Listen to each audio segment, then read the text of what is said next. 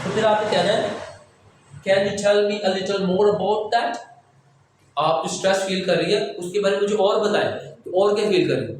ये लाजमी आपने 2 क्वेश्चन लाजमी करें, ये अकॉर्डिंग टू टास्क, जो भी आपकी टास्क है ना उसके अंदर जो प्रॉब्लम है उसमें एक ओपन एंडेड क्वेश्चन आपने ऐसा करना है, फिर मोर स्पेसिफिक हो जाना है कि जो वो प्रॉब्लम बताएगा आपने कहना है इसके बारे में मुझे और थोड़ा सा बताओ, ठीक है।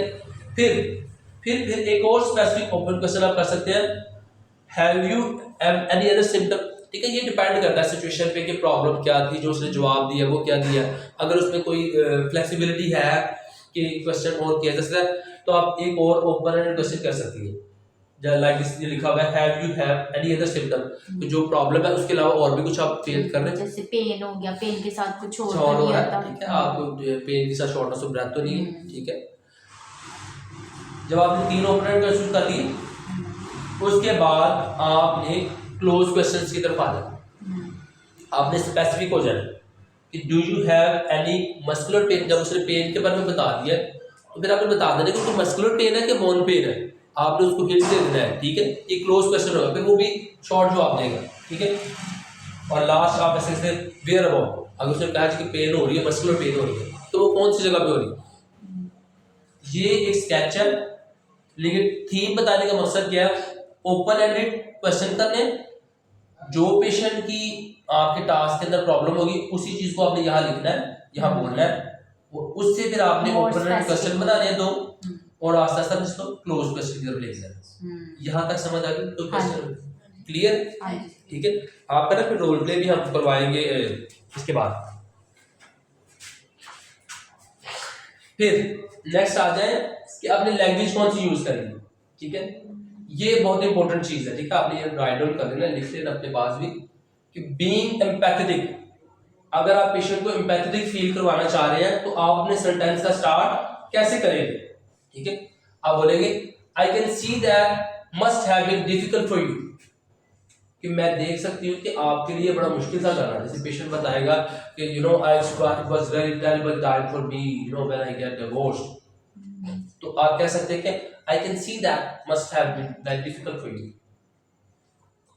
या आप कह सकते हैं अगर कोई वो चीज बता रहा है कि मैंने बड़ी मुश्किल से अपनी लाइफ में ये टारगेट अचीव किया, तो आप कहेंगे I appreciate your telling me this, it helps me to understand your situation, कि मैं अप्रिशिएट करती हूँ। ये किस चीज को शो कर रहे हैं, एम्पैथी को, कि आप उस चीज को फील करते हैं, उसको अप्रिशिएट कर रहे हैं, उसको इनकरेज कर रहे हैं, ठीक है। उसको इस चीज का एहसास दिला रहे हैं कि मैं इस चीज को समझ सकता हूँ कि ये चीज कितनी वैल्यू रखती है आपके लिए।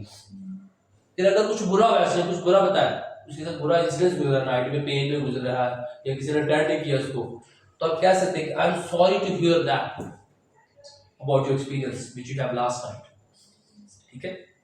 ये डिफरेंट एक्सप्रेशंस है।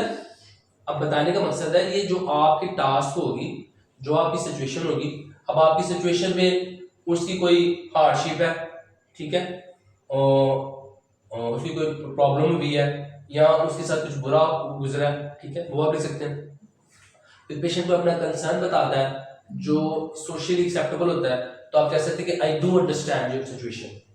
वो कहता है कि मैं पेन में बहुत ज्यादा, इसलिए मैं ये जो दूसरे टास्क है फिजियोथेरेपी है वो नहीं कर सका, फॉर एग्जाम्पल, तो आप कह सकते हैं I do understand your situation.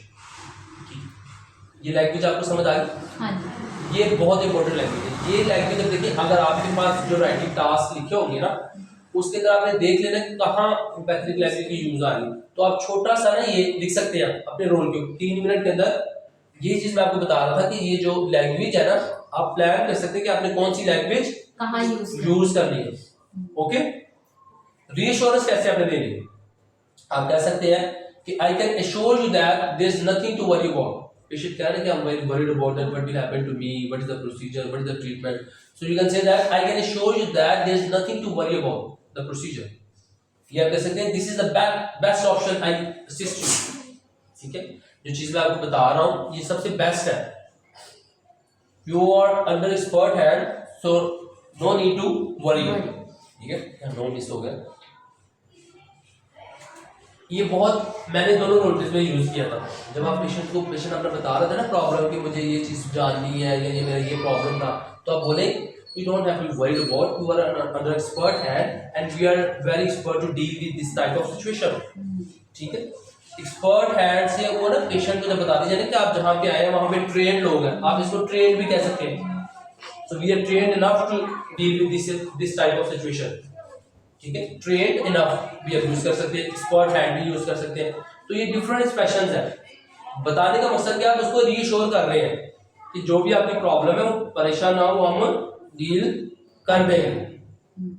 फिर एक और बहुत इंपॉर्टेंट लैंग्वेज है, वो है डायरेक्ट एंड इनडायरेक्ट लैंग्वेज.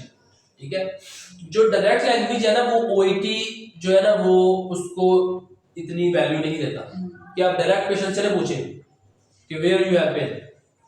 ठीक है, आप हमेशा अपना सेंटेंस जैसे स्टार्ट करें, would you mind telling me that where you have been.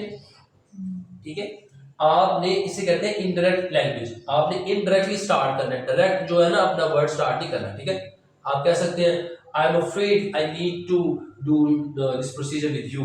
For example आप इंट्रामस्कुलर इंजेक्शन लगा रहे हैं तो आप उसको बोलेंगे I am afraid that I need to insert syringe in your muscle. क्या आप उसको अलर्ट कर रहे हैं, इनडायरेक्टली बता रहे हैं कि मुझे आप बता रहे हैं कि मुझे ये काम करना पड़ेगा और आपको ये फेस करना पड़ेगा. ठीक है, if you don't mind me saying about the experience which you have, तो ये भी कौन सी लैंग्वेज है, इनडायरेक्ट लैंग्वेज. तो जो आपको 3 मिनट मिलेंगे